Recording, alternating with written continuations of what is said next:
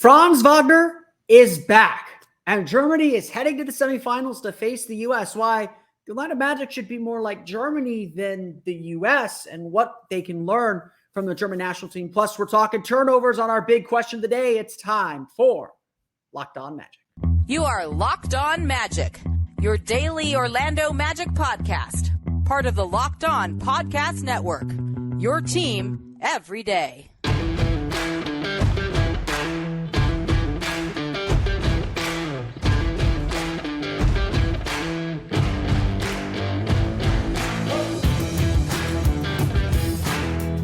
And you are indeed Locked On Magic. Today is September 6th, 2023. My name is Philip Rossman-Ike. I'm the expert and site editor over at Orlando Magic Daily.com. You can follow me on Twitter at PhilipRR_OMD.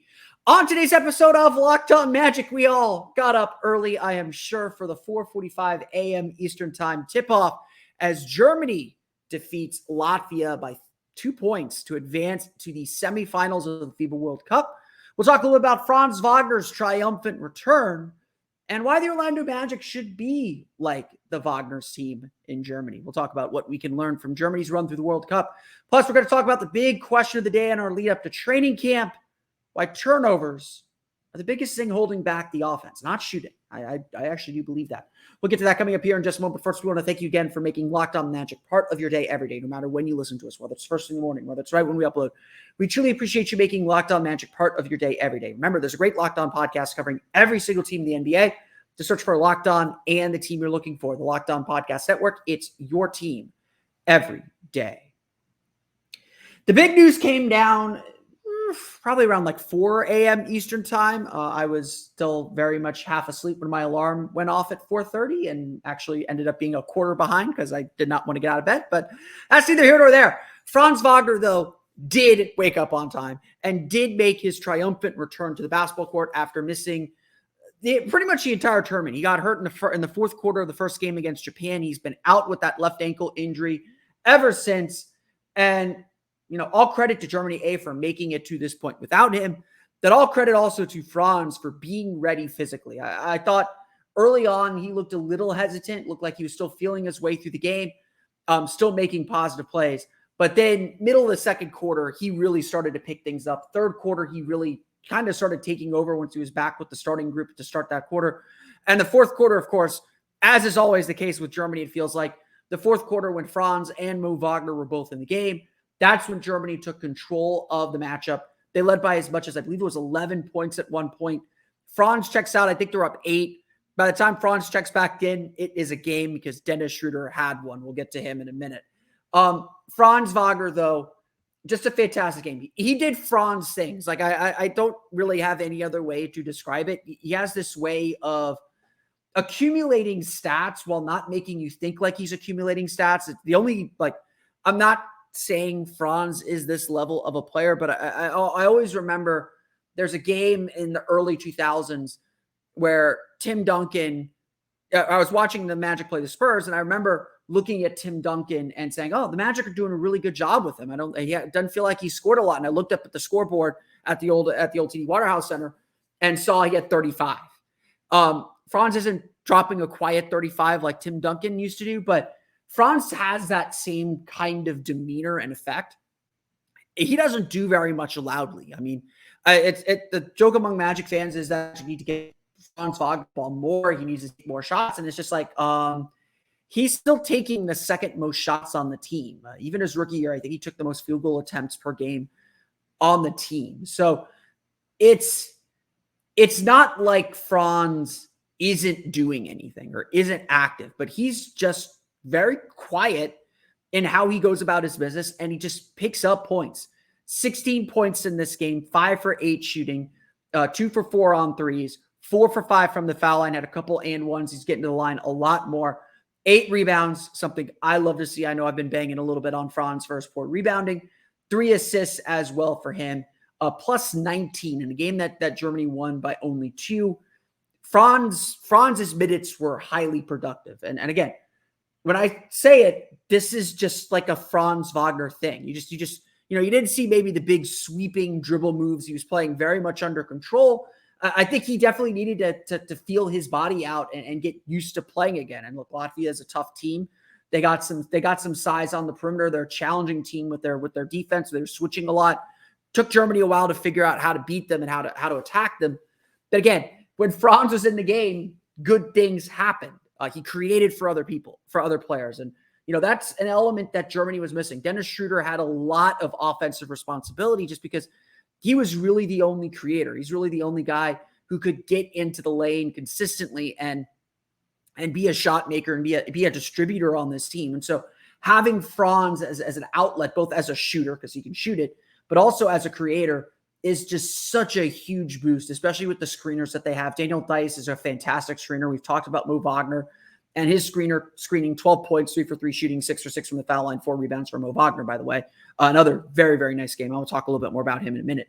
But like, this is like, you forget how fun and easy Franz is to watch. Like that's the only way I can describe it.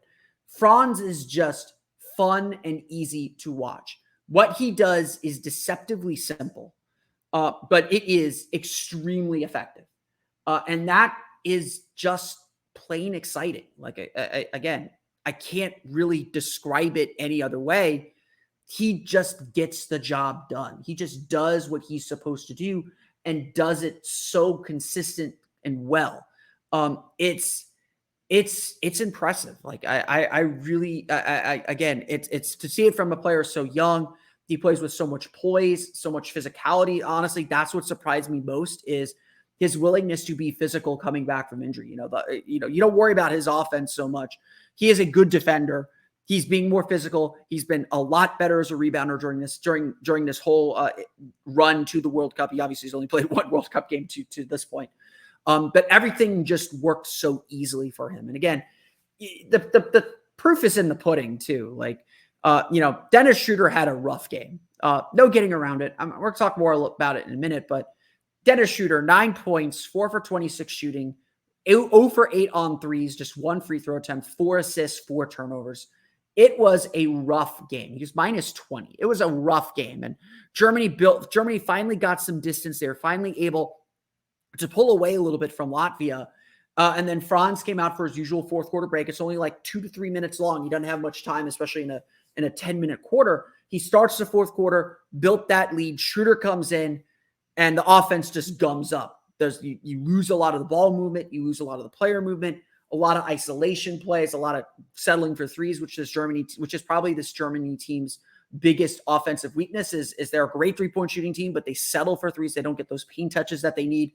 And when Schroeder isn't working like this, and fortunately they had Franz, but when Schroeder's struggling like this, they're very, very beatable. And Latvia was able to cut that lead down to 2. Schroeder missed a pair of shots late, missed a shot late that Theis rebounded, picked up 2 free throws to make it a 4-point game. Latvia scores. Germany comes back down at the other end. It's Schroeder. Schroeder has the ball in his hands. He's the team leader. I can't super knock it. But again, everything good that was happening in this game happened with the ball in Franz's hands. And I think there was probably a way to still get Schroeder a shot and a good shot, but to start the initial action with Franz. And like, it's not going to be very long before even Dennis Schroeder has to recognize this is Franz Wagner's team. Like, we got to get him the ball. We got to make sure that he is well fed if we're going to be successly and have this program continue to evolve and grow, which, Germany's obviously done here in the last they made the Olympics again in 2020. Not 2020. They made the Olympics in 2020 with Mo Wagner. That was a huge breakthrough getting through the Olympic qualifying tournament.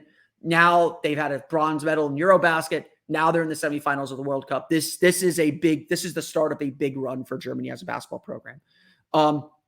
But Schroeder wasted a whole shot clock. And yeah, you want to take time off the clock, so that's not terrible, but he got an awful shot, didn't get really good penetration, ended up forcing a tough jumper. Latvia was able to get the rebound. They raced down to the other end of the court. Davis Bertans got a decent, I wouldn't say great look, but got a decent look for 3, missed it. And that's the difference between Germany moving on and not. It was survival for Germany in a lot of ways. And, Latvia deserves a lot of credit. Without Kristaps Porzingis, they had an incredible tournament. Artur Zagars, who is currently unsigned anywhere, 24 points, 4 for 8 shooting from 3.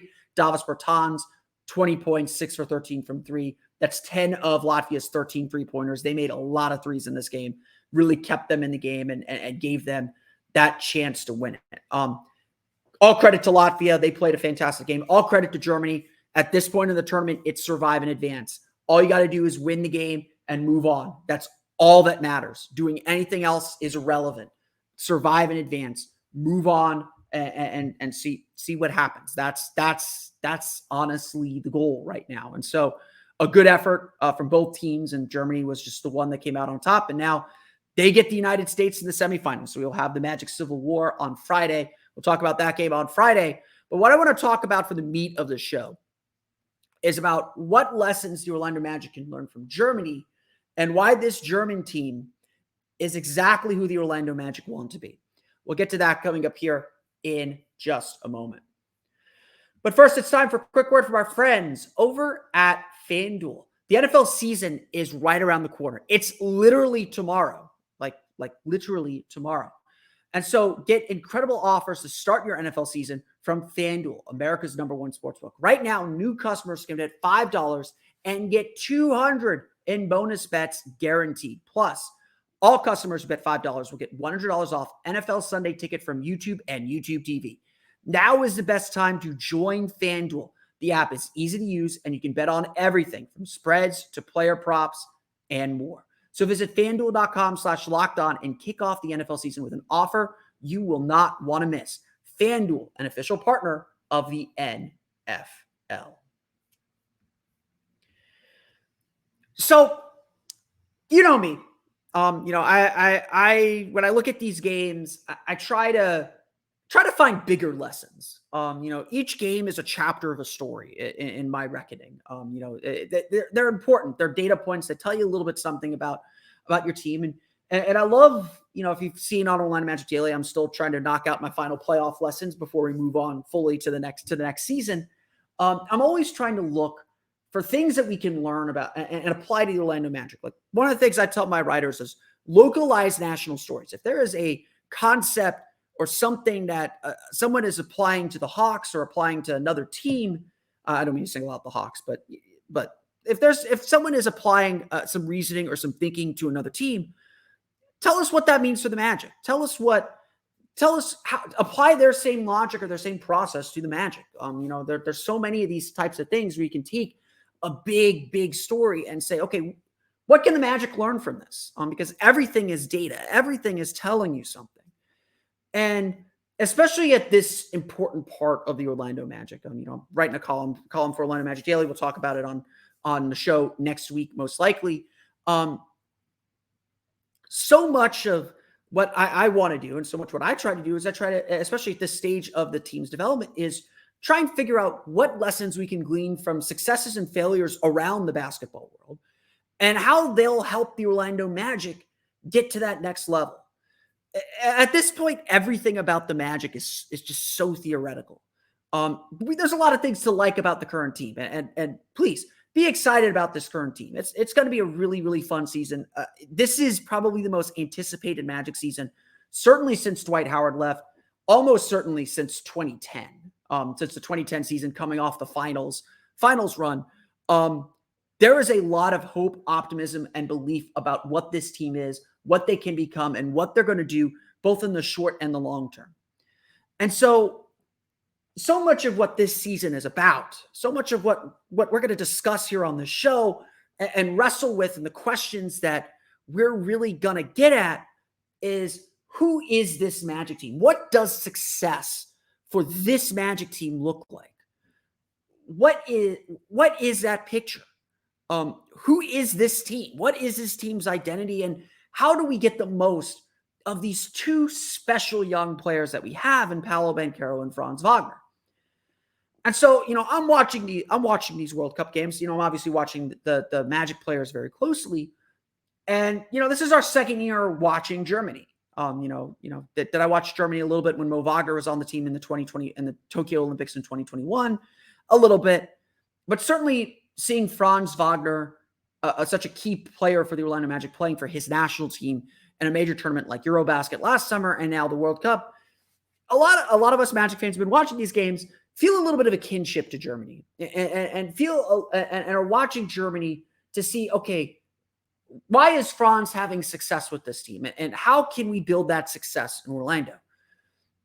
What I was watching and what I've been thinking about throughout this World Cup with Franz out is also this really important lesson.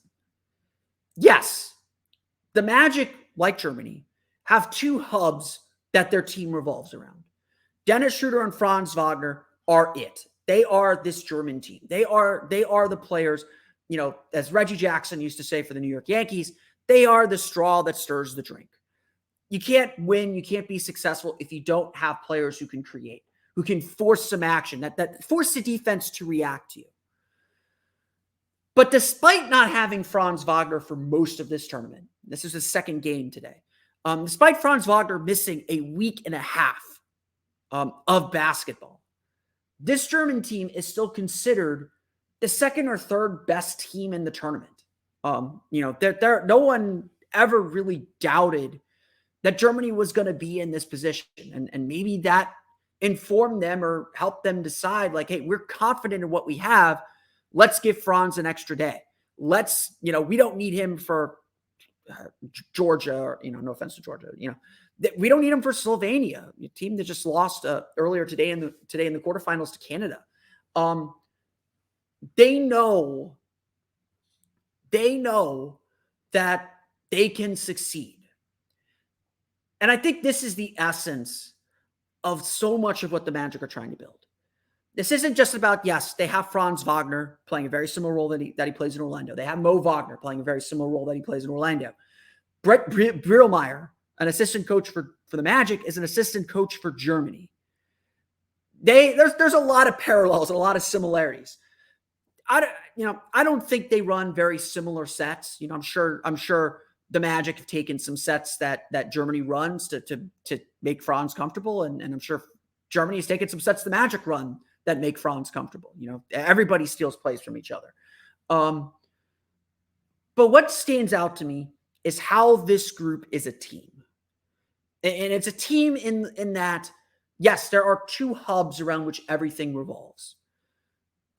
But the player that steps up to get them over the top, that gets them the win, it feels like it's different every single night.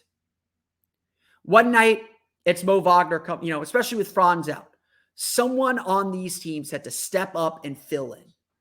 This is a team that has two great players, certainly for the FIBA level, for this level in these competitions, but they have several key role players, all of whom are capable of stepping up with big games to fill in depending on what the defense gives them and who's hot that night.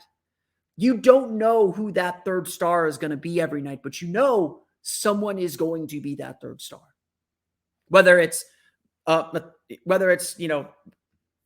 Paolo coming off the bench, being a three-point shooter. He had a big game, I believe it was against Slovenia, to help Germany win. Could be Mo Wagner coming off the bench, who, again, has had several big games. He had, a 25-point game in the first round. It could be, Isak Bonga, who's had some really strong defensive games. Could be Andreas Obst, who's a fantastic shooter, scored 13 points on 3 for 6 shooting. He was a big part of why Germany was able to hold on and win this game with Dennis Schroeder struggling so much. You know what you're getting from Daniel Theis. He may not score a lot, but he's going to be active everywhere. 5 offensive rebounds in Wednesday's game. It could be Johannes Voigtmann. It could be Johannes Thiemann. They have guys everywhere who can contribute and step up. And so far in this tournament, someone has, whether it's to replace Franz Wagner's production or whether, in this game to replace Dennis Schroeder's production, or whether it's just that extra hand that they need, that the defense is giving them, that gets them over the hump. The Magic want to be the same way. Franz and Paolo are going to do their thing. They're the stars. They're going to get theirs. And some nights they're going to give a little bit more. But the Magic, honestly, the Magic don't need Paolo and Franz to average 25 a game each. What the Magic want is balance. Like, yes, those two players are probably going to average around 20 points per game. But they're going to get a 15, 16, 17 points from a Wendell Carter or Markelle Fultz on any given night. They could get big scoring performances from Cole Anthony, from Jalen Suggs, maybe even Jett Howard if he gets hot. Mo Wagner is going to put up 12, give you a 12-pointer every now and then coming off the bench. Like Germany, the Magic have some depth. They have some ability to step in and fill in. And look, we know this team has the specter of injuries around them. They don't have a lot of guys that have played 82 games in a season. So there's going to be a point where they are going to need these guys to step up. They are going to need someone to take the mantle, just like Germany had to rally and do so when Franz was out. And that's the ultimate lesson, because is this Germany team the most talented team in this tournament? Take out the U.S. because the U.S. is its own thing. Is Germany more talented than Canada? Maybe, maybe not. I'm not saying there's no talent on Germany. There's talent on this team. But what makes Germany special and what's helped them win in this tournament and win the last 2 years is they've got depth. They got multiple guys who can beat you on any given night. And they've got the tools to set them up to succeed and set them up to do so. And that's what the Magic are trying to build with their group. Add in some continuity so everyone knows what's up. And now all of a sudden you have the mixture to build a great team. A team that can be successful, a team that can accomplish its goals, reaching the playoffs, maybe stealing a few games, maybe winning a series.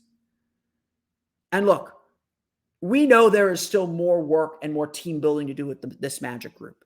We're going to get to that in over the next few weeks before training camp. We know there is still work to do. But this Magic team, like Germany, has the capability of filling in, beating teams in multiple ways with multiple players, and surprising a lot of people along the way. We're going to continue our countdown to training camp with our big question of the day. We'll talk about the Magic's turnover problem. We'll get to that in a little bit. We'll get to that coming up here in just a moment. We are officially in the countdown to training camp. October 2nd is media day. October 3rd is the first day of practice. And we are less than a month away. So get excited. Get hype. I don't know if that's a thing kids say anymore. I've given up on that. We talked yesterday a little bit about how the defense can improve and a little bit of just kind of the generic parts of the defense. But there's one thing I kind of left out on that equation and in that discussion, which honestly is probably the biggest thing the Magic have to improve. I posted this on Online Magic Daily. We'll talk more about it over the next couple of weeks here. I don't think the Magic have to do very much to make the playoffs.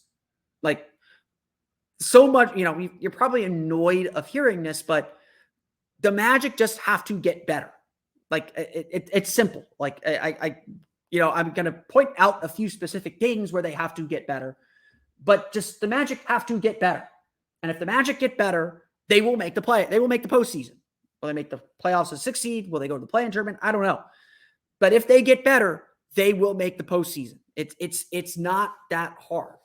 But there was one thing that the Magic struggled with last year that you expected them to struggle with. But if they reel it back in, it's going to make everything else better. It's going to make the whole team function at a much higher level. And that is turnovers. Plain and simple. The Magic turned the ball over way too much last year. The numbers honestly speak for themselves. Orlando ranked 27th in the league in turnover rate at 15.1%. That means they're turning the ball over on 15% of their possessions.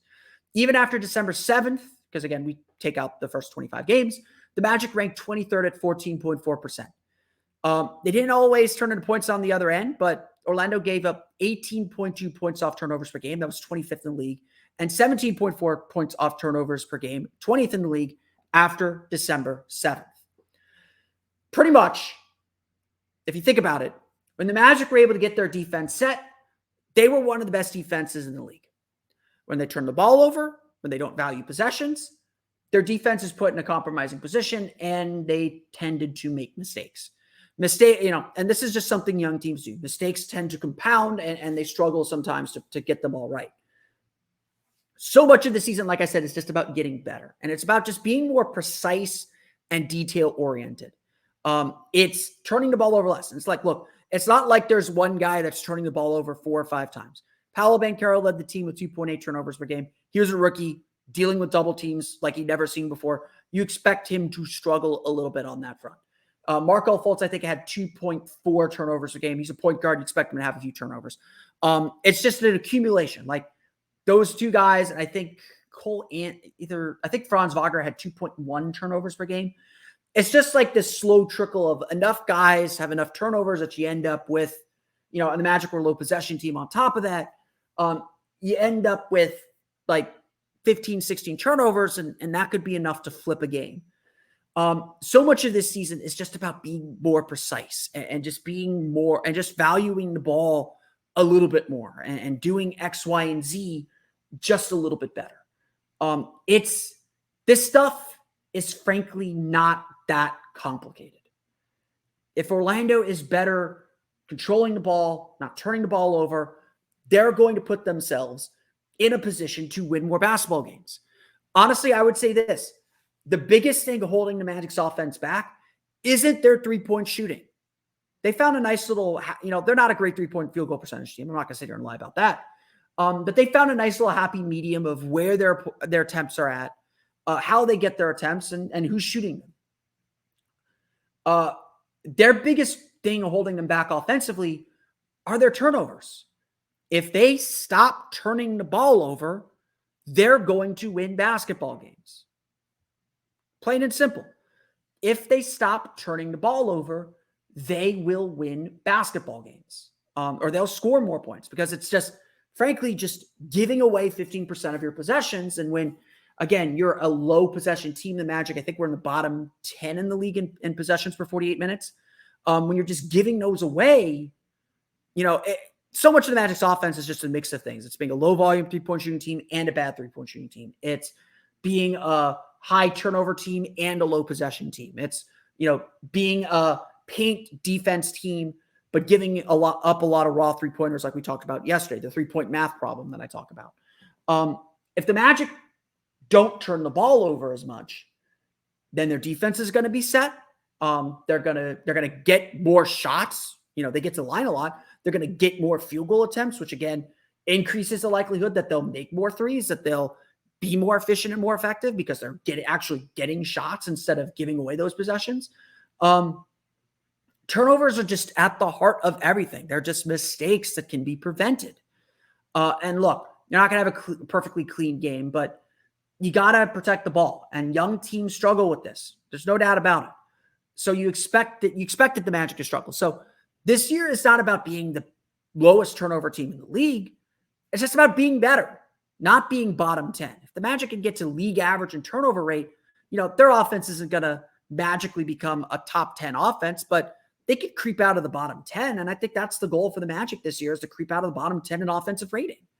And so turnovers are a huge issue for the Orlando Magic. And it's not a single player, you bench him and the turnovers are gone. It's everybody just needs to be more efficient, more effective, more focused on valuing possessions. And look, probably the only way this lesson is going to get learned is they're going to get into a playoff game or a big time game, and turnovers are going to cost them that game.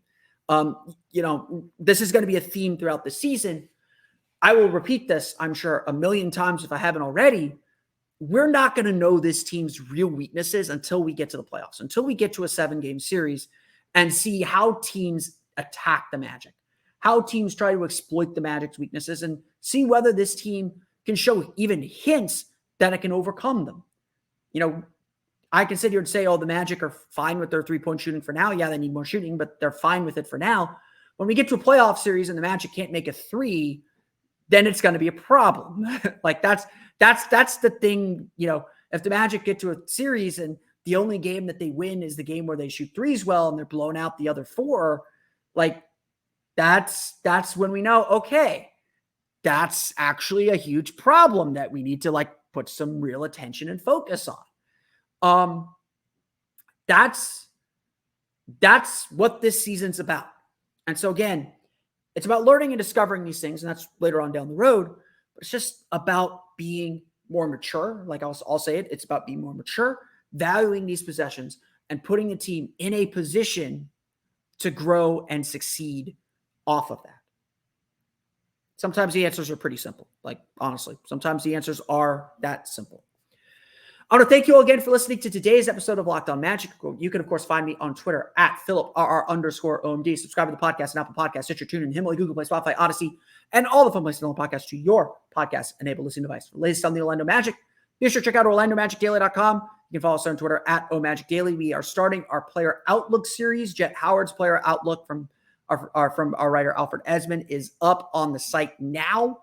So definitely check that out. We'll be doing player outlooks all throughout this month, heading into training camp. Hopefully we'll be all done before training camp. But as you can tell, I'm still doing playoff lessons, and those are definitely a little stale at this point. Memphis Grizzlies playoff lesson coming up later today as well on the site. On tomorrow's episode of Locked On Magic, we're going to talk about, I think we're going to talk a little bit about Cole Anthony, and talk a little bit about guys that we expect to step up this season, the guys who could flip this season around for the Orlando Magic, make them a postseason team. And of course, we will talk and preview the Magic, the big Magic Civil War coming up in Manila on Friday. We'll have a Friday afternoon episode as well to talk about that game. I'm expecting to record Thursday's episode around the same time. I'm finishing up recording here at 11 a.m. on Wednesday, so I can just be done with the podcast for the day.